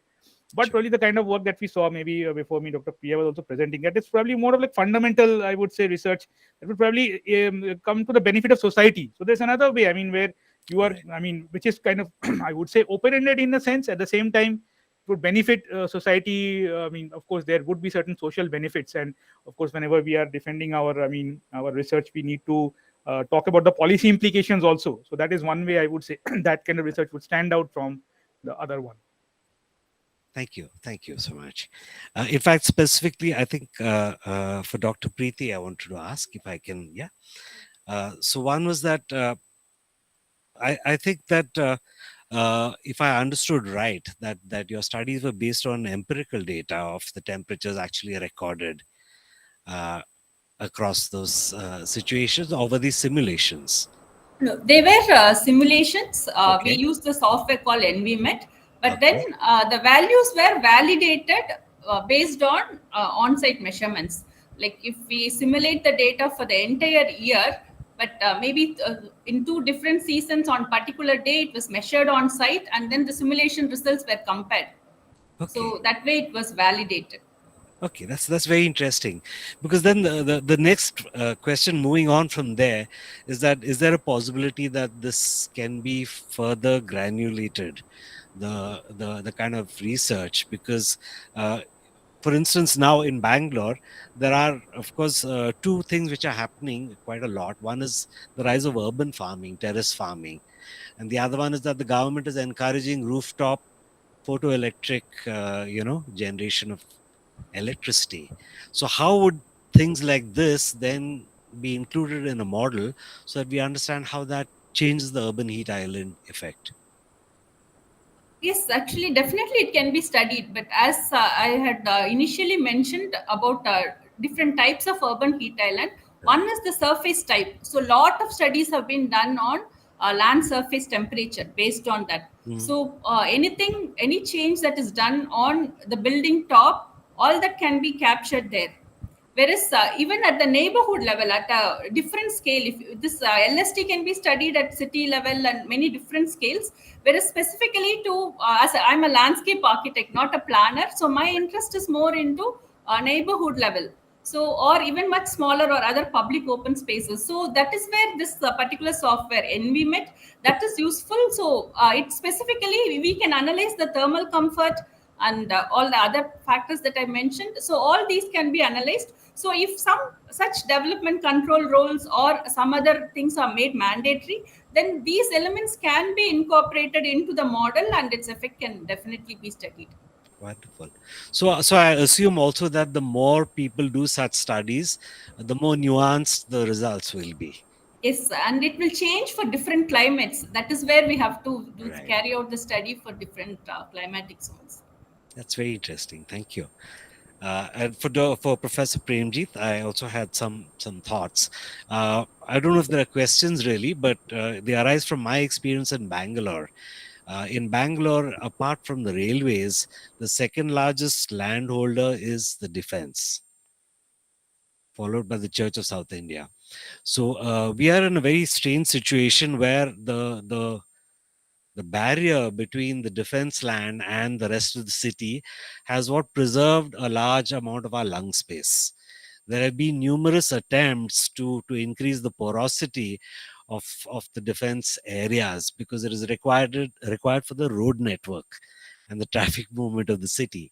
And the army has been extremely stubborn and not giving in. And so we are also seeing some positive benefits from that. So it's a kind of a mixed bag. So I don't know if I have a question here, but it's an observation, I would say, more than that. Oh, definitely, that is a very, I would say, very interesting case. I mean, an indirect role. I mean, how these cantonment areas are actually, serving as additional, say, banks of greenery, because we do not really have these things at the that too in the middle of the city in many cases. So, but on the other hand, we have this. The I would say, having worked on this project, the current feeling at the levels of authorities, how to how to let's say look at the potential of the land. That is also one of the major concerns. So we as a planning institute, when we were involved in this, I would like to say we were trying to balance both, because Right. there was I would say some kind of say external input that this is what needs to be achieved, earmarking each and every parcel of land for a possibility of development. But at the same time, we tried to bring in, and there should be some quantum of land where we could preserve it, how to kind of earmark for agricultural activities, specifically the development, and then probably that would you know uh, really keep some amount of open space within the center of the city. So I don't know if that makes sense, but as a planning institute, we did try to balance it. So probably that is where the role of such institutions lie. I mean, as we as teaching institutions, if we are involved in these kind of processes rather than hardcore consultants, probably we can bring in these kind of sensitivities. So would it be more of an issue of accessibility rather than jurisdiction? Yes, actually, so. I mean, in the sense that, um, Well, if you're talking of allowing more, say, through traffic, allowing more people to use those spaces, well, there is definitely a case that yes, I mean, treating them as, say, some sort of commons, allowing more use. I Right. mean, if that is the case, and we are able to enforce the things that we do not allow encroachments, we do not allow, a free for all kind of scenario, but at the same time, we allow people to use these spaces as like commons, okay, and I mean, kind of add to the recreational value. Oh, so that is probably where the actual balancing lies. I do see something like that happening in places like Wellington, which is a really large cantonment. It's actually rivaling Kunur in size, and and they do have this very permeable, very porous kind of a texture to the cantonment. So I think it's only at night that it kind of reality kicks in, and you realize that okay, this is controlled, and I can't enter this road anymore. But it's a fairly well negotiated kind of coexistence there. So that would be a good model. I mean, I'm sure it will be interesting to study. Of course, with a little bit of help from the authorities. I mean, these are things that we do need to study, but there are certain restrictions. And we were fortunate because we were directly approached by the government. So, but Right. otherwise, these can be fantastic case studies. Thank you so much, Dr. Shweta. I think that was a fascinating study, and it's something which I think intuitively all of us have felt that the marginal spaces are extremely underutilized, and we know all the usual reasons, the excuses that we have to kind of put up with those. As you mentioned, I think most of them parking. I can add some more air conditioning units. I mean, these are drainage pipes. These are what we are actually consuming space which could otherwise be used really well.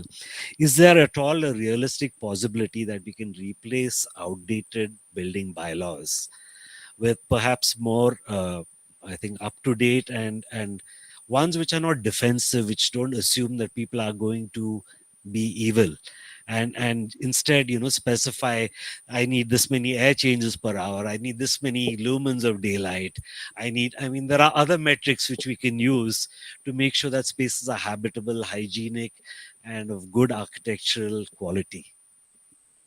Absolutely. And you kind of went straight to the point that the process should be moving towards more performance based regulations rather than more prescriptive that we tend to do in our cities.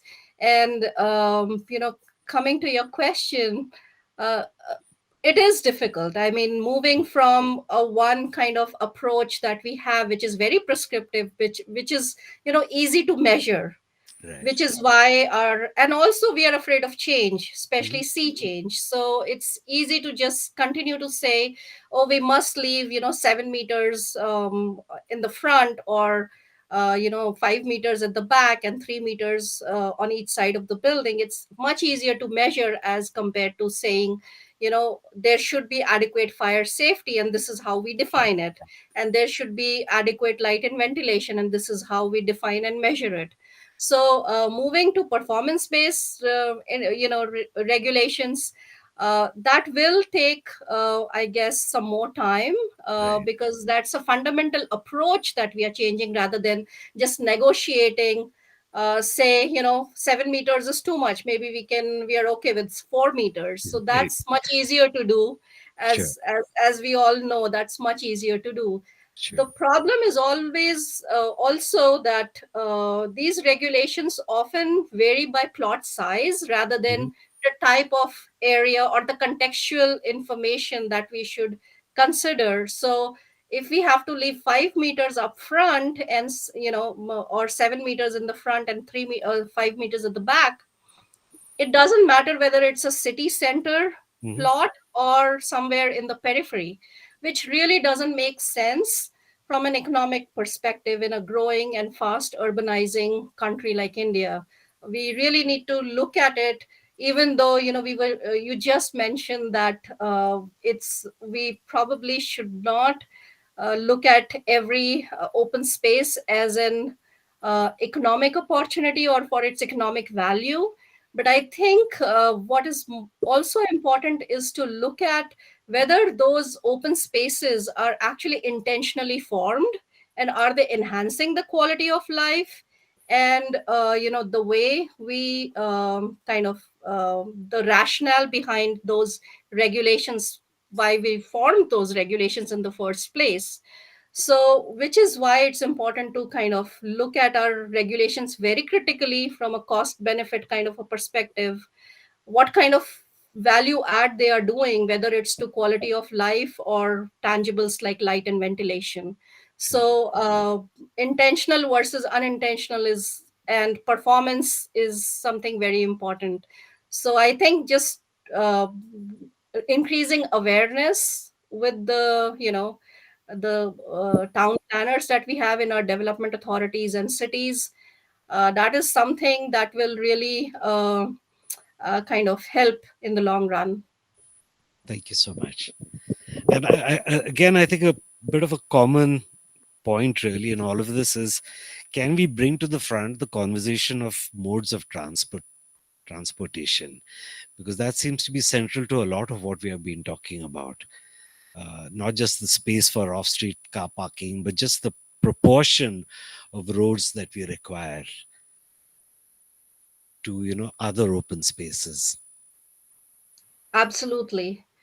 Again, when we talk about land under public domain, the more land that we have under roads, and I don't mean just increasing the number of lanes, but more accessible road network that can improve the accessibility to each and every lot, that can impact how people move around, as well as land for public transportation.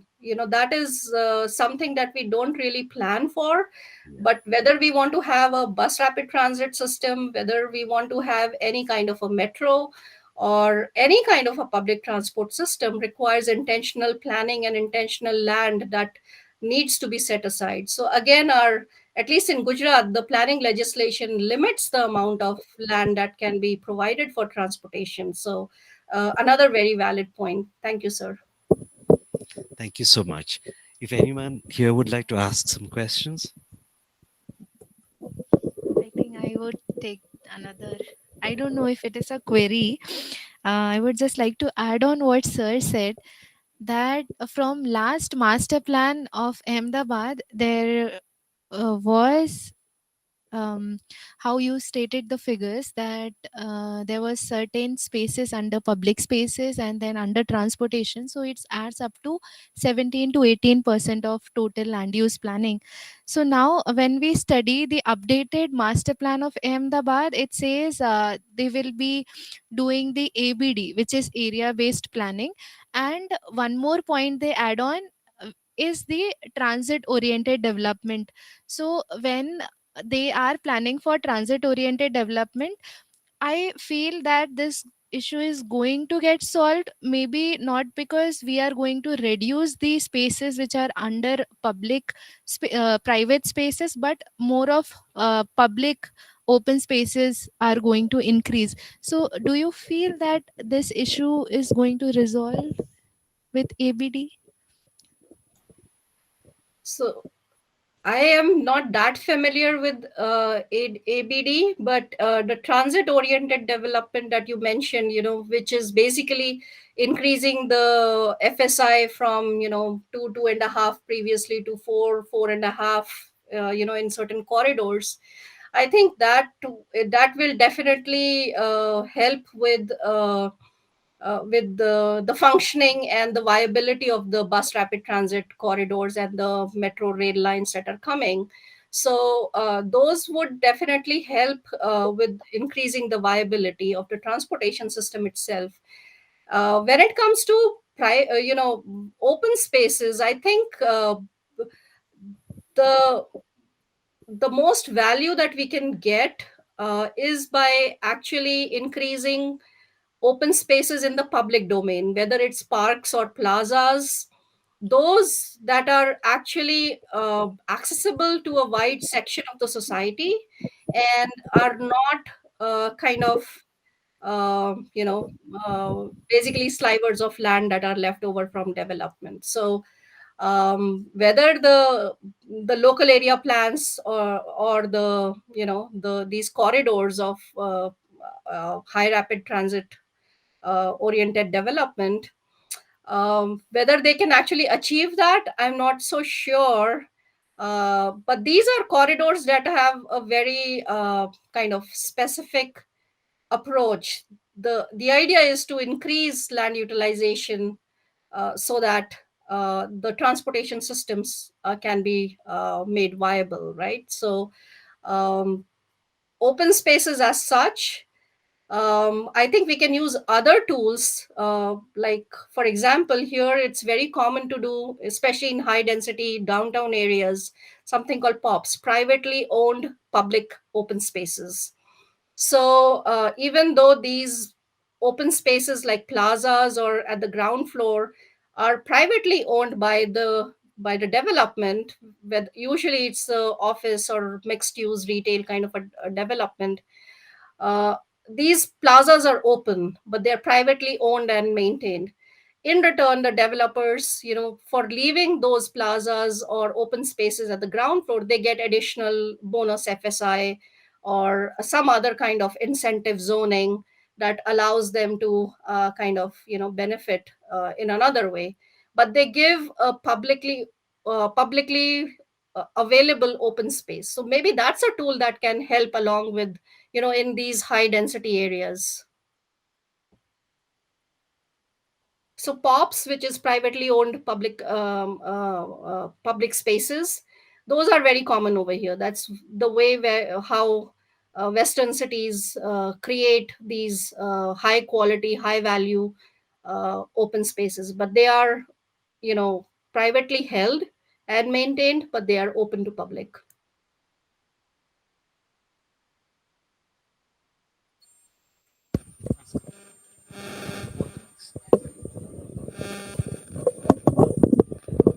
Good afternoon. Thank you for a very interesting session.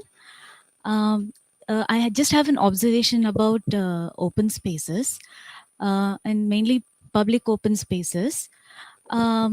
Just as mentioned in one of your slides, a community open space which is reserved probably in the master plan for recreation has been used for parking. Maybe sometimes, this parking can solve problems, and maybe the usage of this public space, it is very rigid in the master plan, isn't it? Because it would be termed as recreational space. I'm just observing that sometimes these land uses or these land boundaries are blurred and they are very fluid sometimes. So, and this is a temporary case, it's just for a temporary purpose. So can these temporary usage of spaces be accommodated in the framework of our master plans?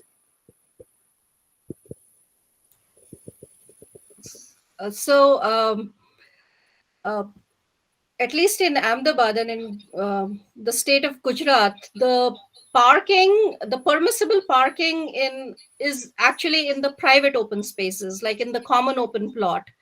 So for all plots that are larger than a particular size, about 10% or so has to be left as a common plot, and half of that is allowed to be used as parking. So it's actually, we see that a lot of the open spaces, again, in the private ownership, that are being used for parking. That's not the case with the master plan or development plan mandated open spaces, which are actual parks and open spaces and gardens. And well, usually, these are functioning as such and they're not encroached upon, but they are very few. Only to the point, the legislation only allows 5% of planned area to be used as parks and gardens. So we see that usually those are very few, and it's not adequate for high density areas. Okay, right. And I would also like to add on because quality of life was mentioned, in the setback spaces that we have. Um, of course, we have these technical things like light and ventilation and fire and all that. But in addition, I think the children, they also use these setback spaces to play. Again, they are prohibited because of streets and traffic and not being able to go out from their apartments or their houses, not very far. So I think it also contributes to their play environment. Thank you. Uh, Good afternoon. I would like to add on to this. Our perspective of open spaces of private on the private realm, that is, you pointed it out to be something like neglected spaces, but from what we saw in your pictures, it was mostly like probably bad design, because in Indian kind of a context, we have different kind of communities, different kind of activities, different kind of cultural aspects, many things that's happening. For example, if you consider a religious aspect, like people have a tulsi plant in front of their house, that is something that is culturally very significant in a context like India. So I think those kind of spaces are very much required, and like my colleague said, yes, we do need spaces for children to play. We need that space, like like it is not a lung space, it's actually something that you need to breathe. I mean, you feel like a Western context, our density of population here, unlike the Western context, it's huge as compared to what we have in other countries.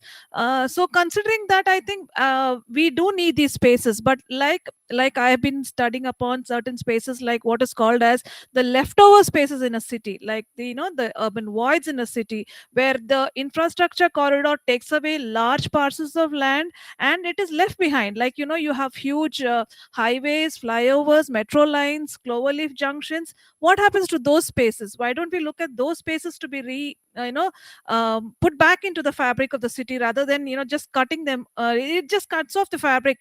I mean, it kind of disconnects the fabric even.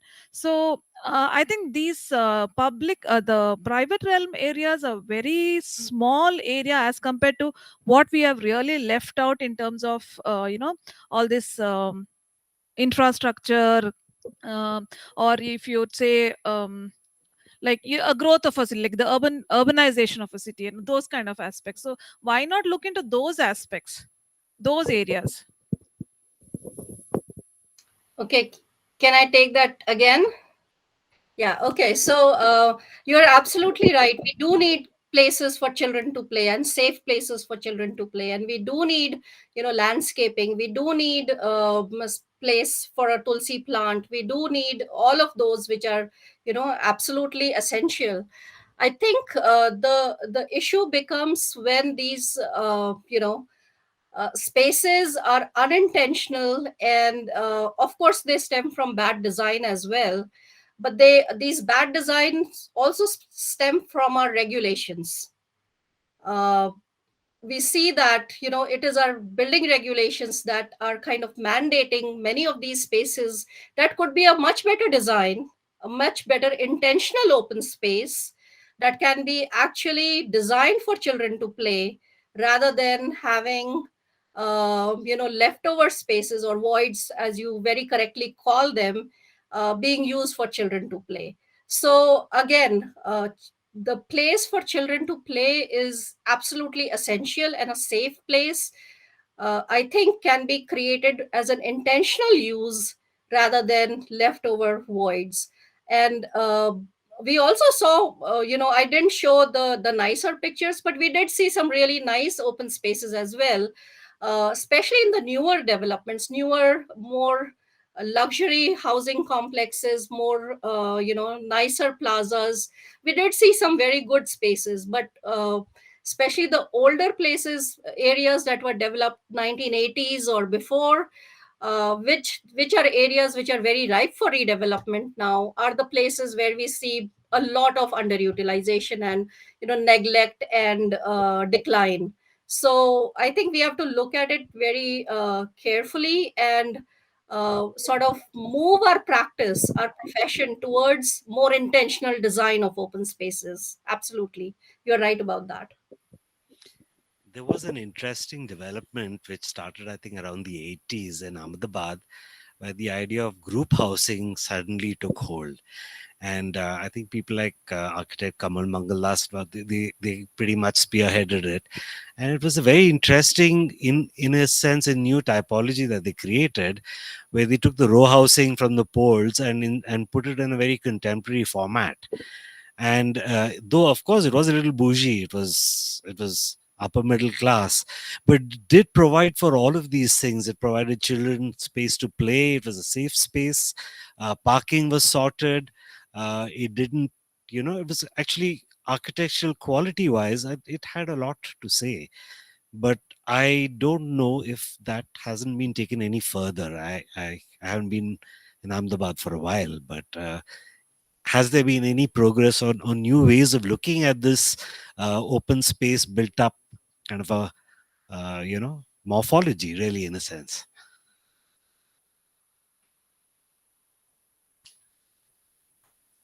I'm, not aware with some of the recent developments, last 5 years so much. But what I do see a lot of improvement happening, and I'm sure this is, because of policies at the central government level as well, where housing for the poor, the quality there has improved definitely. Okay. We see some new developments that have much better open spaces, whether it's parks or gardens. Because in older public housing, the easy way and the cheap way was to just pave everything. Every open space was paved, whether it was common open plot or anything, because it was less maintenance. But now we do see some newer developments that have even, meant for the urban poor, which are much better quality, that have started to come up, which I think is a great thing, particularly when it comes to open spaces. Thank you. I would also like to just add one point. We always discuss as landscape architects. We have a lot of regulations that talk about built forms and built environment. Whereas within that, the open spaces, we don't have much regulation. So within the landscape community, we keep discussing about developing guidelines or some kind of regulations for design of these open spaces.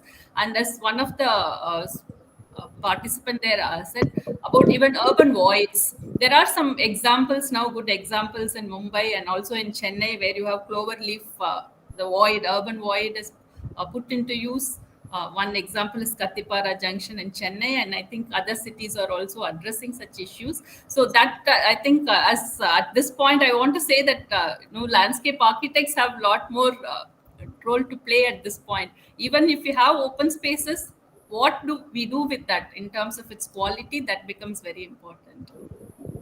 Well, thanks for those three wonderful talks, and I just love the way they all kind of segue into each other in so many different ways. Okay, and I was thinking of what Priya might be thinking about Shweta's reference to all those paved, unused spaces, and then Professor Premji talking about these big chunks of land cordoned off, which is kind of not really private but private, right?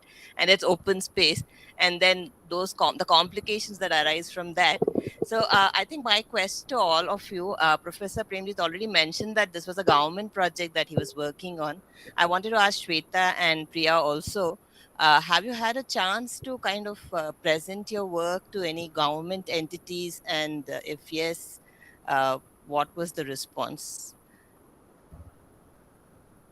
No, we have not presented to anybody. I think we have actually, this is a very small project in order to come up with a very, more definite conclusions, because in many cases, depending on the area of open spaces and other factors, the values might change. So one way is, the starting is, we have applied for some research projects. So if we get the funding, we'll be carrying out the study in a larger scale at the city level, at different kinds of development areas with different built environment, and then based on that, then we may be able to present. Till now, we have not.